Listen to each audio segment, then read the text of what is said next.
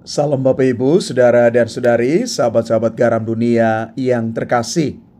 Hari ini kita bersama Gereja Sejagat merayakan Hari Minggu Palma, mengenangkan sengsara Tuhan. Santo Andreas dari Kreta mengatakan demikian. Diri kitalah yang harus dihamparkan di bawah kaki Kristus, dan bukannya pakaian atau ranting-ranting palma yang tidak bernyawa. Ini satu pernyataan yang dalam sekali ketika kita memaknai perayaan Minggu Palma hari ini, bahwa kita siap untuk menjadi para pengikut Kristus yang dimanapun kita berada, kita menunjukkan identitas kita sebagai para pengikut Kristus yang siap untuk mengikuti jalan salib Tuhan.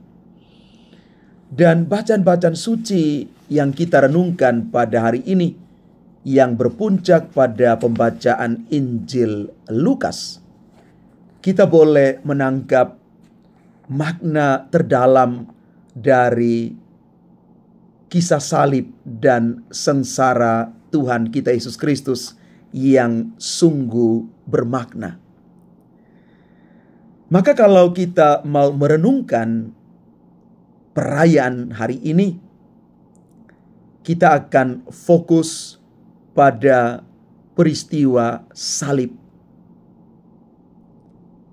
Ketika Yesus ditinggikan pada salib, satu pengalaman yang mengguncang dunia. Bahkan peristiwa sengsara dan wafat Yesus Kristus ini sulit untuk kita pahami kalau kita hanya menggunakan pemikiran logika kita manusia.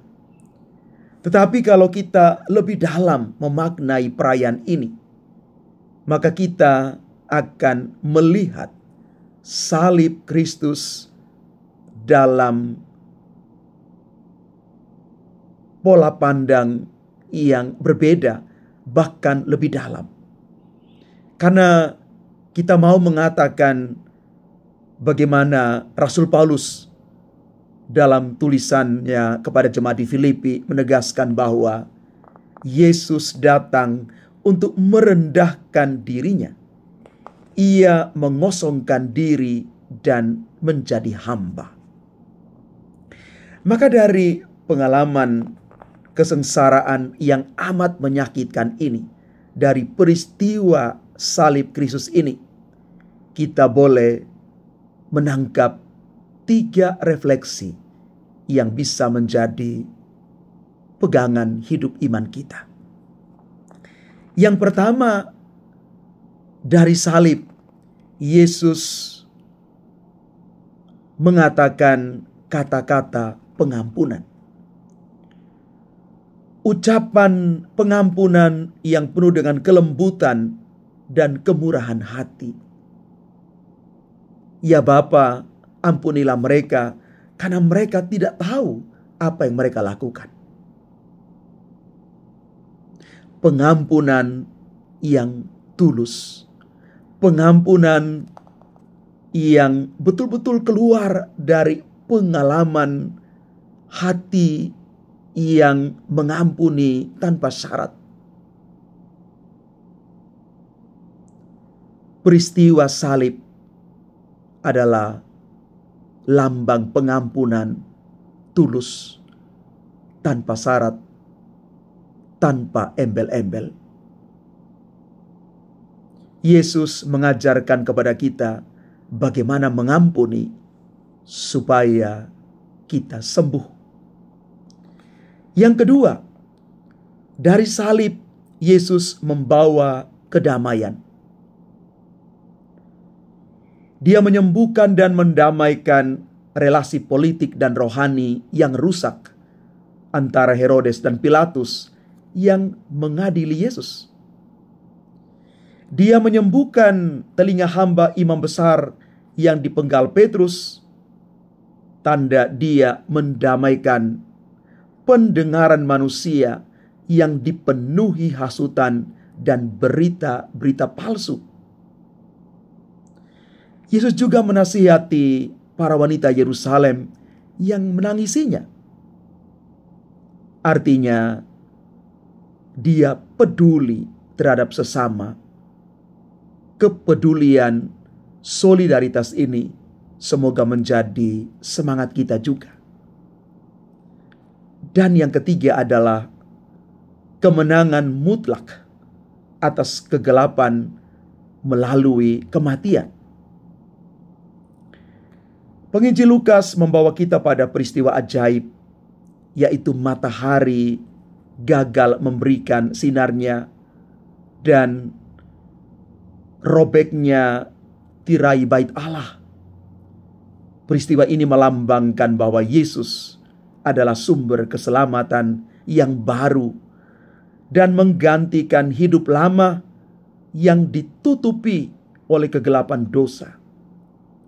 Kemenangan yang mendatangkan pertobatan kepala pasukan yang dengan tegas menyatakan bahwa Yesus sama sekali tidak bersalah. Dan pada akhirnya di bagian Injil kita boleh membaca orang banyak itu pun pergi sambil memukul dada sebagai gambaran penyesalan akan kejahatan mereka. Bapak, Ibu, saudara-saudari terkasih,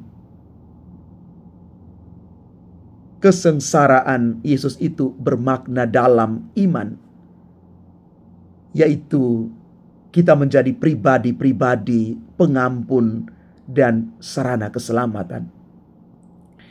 Kita menjadi manusia yang mendamaikan baik diri kita dengan Tuhan dan juga dengan sesama. Kita harus menang atas manusia lama dan menjadi manusia baru.